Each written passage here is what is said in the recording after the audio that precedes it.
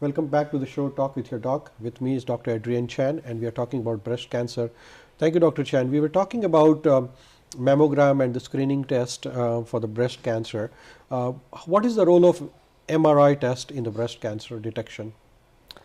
MRI is often used for screening of women who are felt to be at high risk of getting breast cancer. For example, the women who are carriers for BRCA1 or 2 mutations.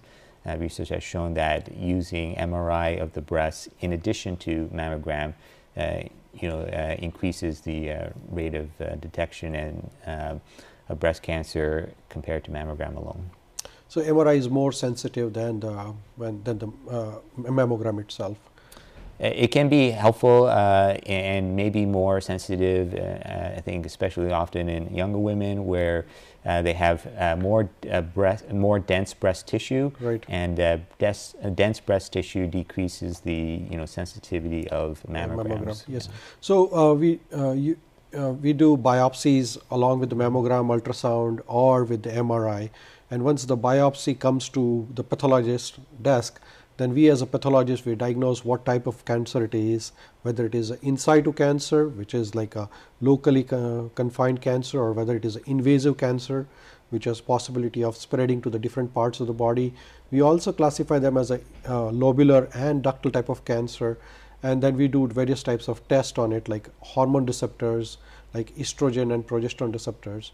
And one of the tests we do is HER2/neu test, and then we also do Oncotype DX test. So can you please tell us about Oncotype DX? Oncotype DX is a gene expression assay. What it does is it measures the varying levels of expression of a group of cancer-related genes. And this information can be used to assess the risk of recurrence of a breast cancer.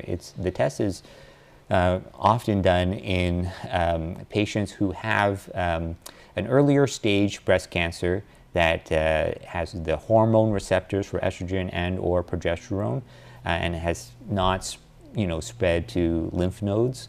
And it's often helpful for a physician in assessing further the risk of the cancer coming back to help them decide, for example, whether the risk is great enough to recommend patients having additional chemotherapy after the surgery to reduce their risk of the breast cancer returning, right. Or if the risk is low enough for them to just recommend anti-estrogen, anti-hormonal therapy alone. Right.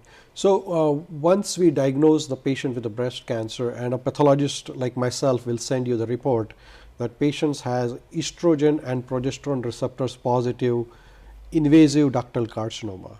So what do you do next once this report of biopsy comes to you? Well, there's another receptor that is also helpful in assessing the risk of recurrence of the breast cancer, and that is HER2/neu. HER2/neu, which is a mechanism in the cancer cell that also can drive the growth of the cancer. And in approximately 20 to 30% of breast cancers, it is overexpressed. There's more of it than normal, and that increases the risk of recurrence of the breast cancer. Right. Women with HER2/neu overexpression positive breast cancers are often recommended to have chemotherapy plus a anti-HER2/neu antibody treatment called trastuzumab or Herceptin to reduce the risk of the cancer coming back. Right. So now the surgical options, what are the breast conservative surgery, simple mastectomy or radical mastectomy with lymph node dissection? So who are the patients who get breast conservative therapy? Breast conserving surgery with, say, a lumpectomy is these days often preferred for most breast cancer patients, as long as their breast cancer is not too large, right? So what is the size limit for that? If somebody wants to preserve the breast and remove the lump, what is the size limit where they can go for? Well, it's not necessarily just a strict size limit for all patients. It depends on the size of the tumor, but also the relative size of the breast as well, right? For Breast cancers that are considered fairly large, like locally advanced, and these may be breast cancers that are, say, 5 centimeters or greater. 5 centimeters. Often, it's difficult to do surgery initially, and so people will be treated first with some anti-cancer treatment, chemotherapy, and then they go for the surgery. And then have surgery. But many breast cancers that are smaller. And maybe in the range of 2 centimeters or less, you know, often can have surgery with a lumpectomy. And then followed by, or in addition to some sampling of the lymph nodes in the armpit to check for spread of the cancer there. And then after that, that breast conserving surgery, they would have radiation to the rest of the breast at a later point. Right. So breast conservative therapy, say if somebody undergoes breast conservative treatment, surgical treatment, removal of the lump and the lymph node. So there are two types of lymph node surgery, sentinel lymph node and the axillary lymph node dissection.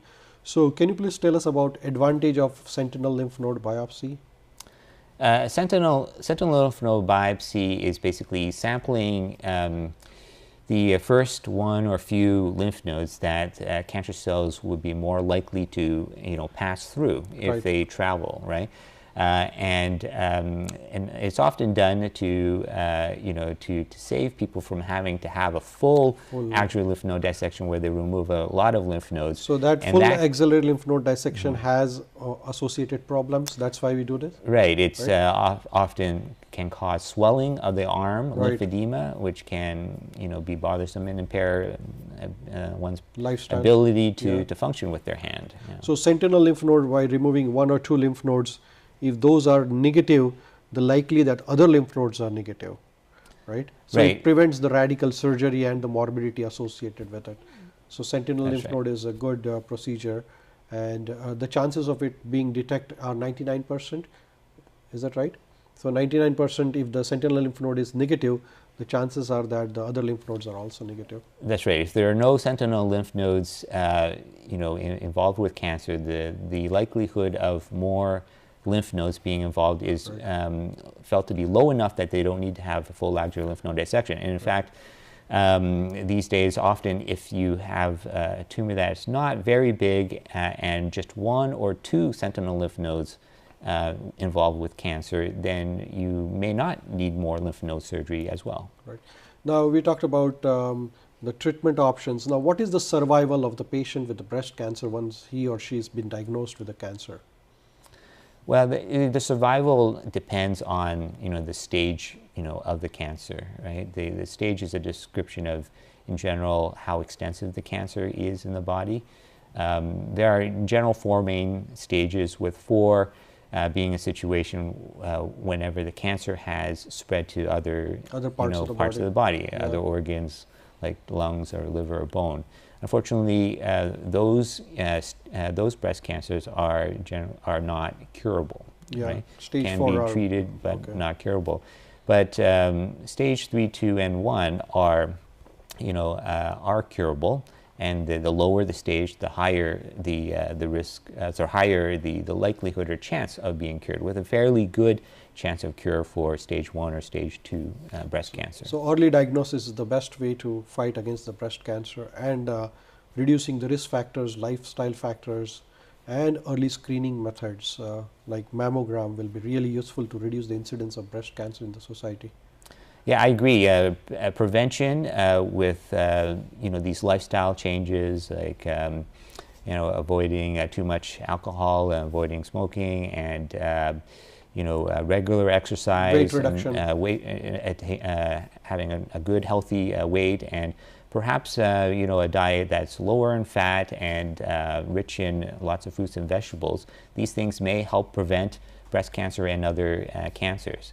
And then in addition, some screening tests, checking for cancer when you're healthy, like with the mammogram for breast cancer, can also potentially help catch the cancer at an earlier stage where the chance of cure is more likely.